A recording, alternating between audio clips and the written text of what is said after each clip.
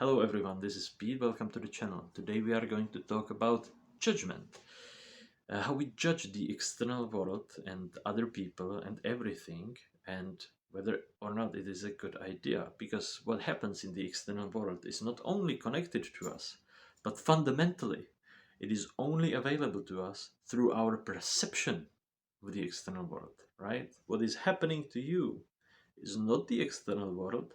What is happening to you is the external world as interpreted through your senses and through your thoughts.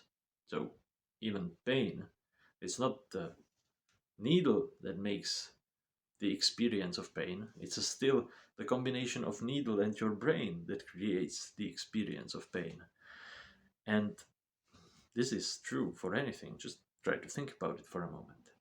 Here's a clip that I took outside yesterday, and I didn't want to continue the video outside because of all the wind noise.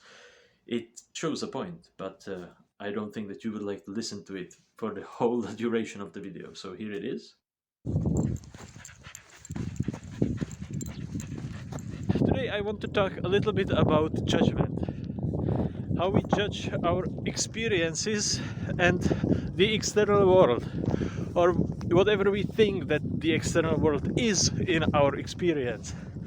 So let's say now I went off the city and the weather would not be what you call ideal, but I can tell you that it is pretty much great. So what does that mean? It's really an analogy universally for our experience. We push against things that we believe are obstacles, and when we stop for a moment, we suddenly realize that maybe the obstacle is only there because we are pushing ourselves into it. Maybe all the cold and the unpleasantness of the wind is not that much the wind, it is just the fact that we are walking face first into it. If you feel like it's too uncomfortable to bear, just take a little pause. Maybe you will find that what you see around you is actually quite beautiful. So what did you think of the analogy? Think about something that you would consider to be an obstacle, a literal obstacle in your way. When we think of an obstacle in our way, we first have to understand what our way even is. And for so many people, me included, there really was no way. I was just trying to figure out what I wanted to do. So the obstacles that are just, as we would call, opportunities that you can work on and then you can improve yourself in conquering, that's great. That is your decision to conquer those obstacles, or rather to use the opportunities to grow and to learn something new and stuff like that. But then there are the obstacles, like the wind outside, because that is not really an obstacle. That is just the reality of what it is to be outside. Sometimes there is wind, sometimes there is no wind or barely any wind, but every time that you are walking, there will be some wind blowing against you because it is seemingly blowing against you as you are traveling through it. And so if you find this to be an obstacle and you cannot really realign your experience to understand this as something positive, you are stuck. Why are you pushing yourself in that direction? The wind is always going to be there. You can't conquer the wind. The only way you can understand the wind better is through understanding it better.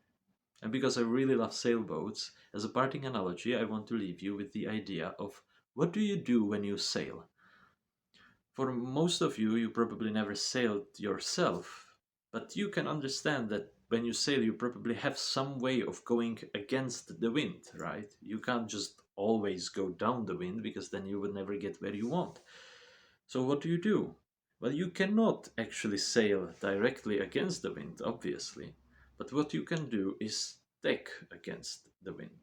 So you set yourself in a way that you can go in an angle to where the wind is blowing, and then you change the direction and you go as sharply as you can against the wind, but you never can go straight on, because No matter if you want to go with the wind or against the wind, the reality of the wind is always going to be there. And the only way you can work with the wind is by setting your sail according to it. And the better sailor you are, if you want to win any races, the better you will be able to feel the wind and to respond immediately to it. Because we really are only effective when we are in alignment with the external world. Because really, when you think about the sailor, the sail ship, and the wind and the sea, it is just all one system. It is not one trying to conquer the other. They are all working together. And the only really immediate intelligence in the system that you can functionally think about is you.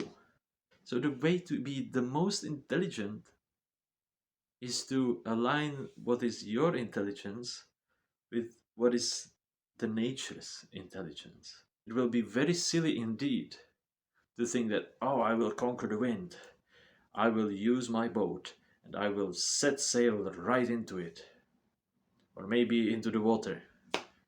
No, the smartest thing to do, the true intelligence, comes from doing it as effortlessly as possible, or in other words, in aligning your action with the action that is coming towards you. You build a boat so that it stays on the water, and you build a sail so that it harnesses the power of the wind. And then the wisest thing you can do is just get out of the way and let the sail work the wind and let the boat work the ocean. And when I say work, if you have ever seen a sailboat under sail, it is more like an art and a beautiful sight to behold. So I wish you a great day. If you liked the video, please like, consider subscribing, and I will see you, well, or you will see me very soon. Thank you for watching, and bye bye. This has been Pete.